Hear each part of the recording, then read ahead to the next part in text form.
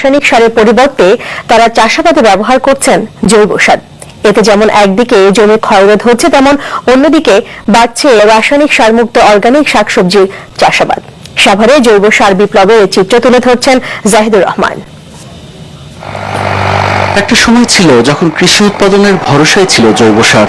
সময়ের পরিবর্তনে রাসায়নিক সারের মাত্রাতিরিক্ত ব্যবহারের ফলে ফলন বেড়েছে ঠিকই, বিনিময়ে নষ্ট হচ্ছে মাটির গুণাগুণ, সুদূর প্রসারী প্রভাব ফেলছে জনস্বাস্থ্যে। এই বার্তাটি যাদুরচর, ভাকুরতা, হেমায়তপুর সহ বেশ কয়েকটি গ্রামের প্রান্তিক কৃষকদের মাঝে ছড়িয়ে দেন লন্ডন প্রবাসী এক যুবক।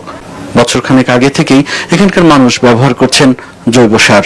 আগে আমরা রাসায়নিক সার ব্যবহার করতাম। আমার ওইখানে চাষে সরকার বদল, উনি বললো যে জৈব সার ব্যবহার করো।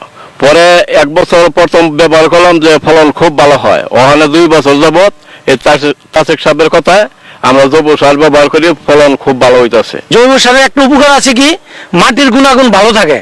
একবার দিলে আপনার 1 বছরের মধ্যে আর কিন্তু দেওয়া লাগে না। 1 বছরে আমি 4টা ফসল উঠাইতে পারি।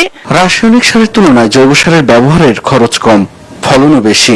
জৈব সার ব্যবহারকারী কৃষকরা বিষমুক্ত রাখতে সবজিতে কীটনাশকও দেন না। জৈব সারের ব্যবহার বদলে দিয়েছে এখানকার চাষাবাদের প্রচলিত পদ্ধতি। একজনের সাফল্য দেখে জৈব সার ব্যবহারে উৎসাহিত এবং অনুপ্রাণিত হচ্ছেন অন্যরাও, যার কারণে গোটা এলাকায় ছড়িয়ে পড়েছে জৈব সার ব্যবহারের বিপ্লব। কৃষকরা বলছেন, যেখানে 1 বিঘা জমিতে 15 থেকে 1600 টাকা রাসায়নিক সারের পেছনে খরচ হয়, সেখানে জৈব সার ব্যবহারে খরচ হয় মাত্র 5 থেকে 600 টাকা। এই সার ব্যবহারে সেচের খরচও কম। ওরা জৈব সার ব্যবহার করতে দেখে আমি এই প্রথম গম ক্ষেত করছি। আমি এই জৈব সার ব্যবহার করে আমি এই ফলন উৎপাদন ভালো হয়েছে। এই বছর প্রথম এই জৈব সার ব্যবহার করলাম। এই জৈব সার ব্যবহার করায় দেখে আমার ইউরিয়া সারের থেকে লাভ বেশি, ফলন ভালো, সব দিকে ভালো। জৈব সার তোলা হতে পারে, মনে করেন লাউয়ের চাষি ভালো, ফল ভালো, গাছের রং ভালো, এরপর আমরা একটু ফল ভালো পাইছি। হাঁস মুরগির বিষ্ঠা, গবাদি পশুর গোবরের পাশাপাশি গৃহস্থালির পয়ঃবর্জ্য প্রক্রিয়াকরণের মাধ্যমেও তা ব্যবহার হচ্ছে কৃষিক্ষেত্রে।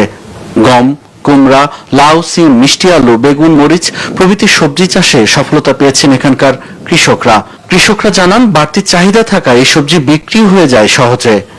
Zahidur Rahman, NTV news, Savar, Dhaka.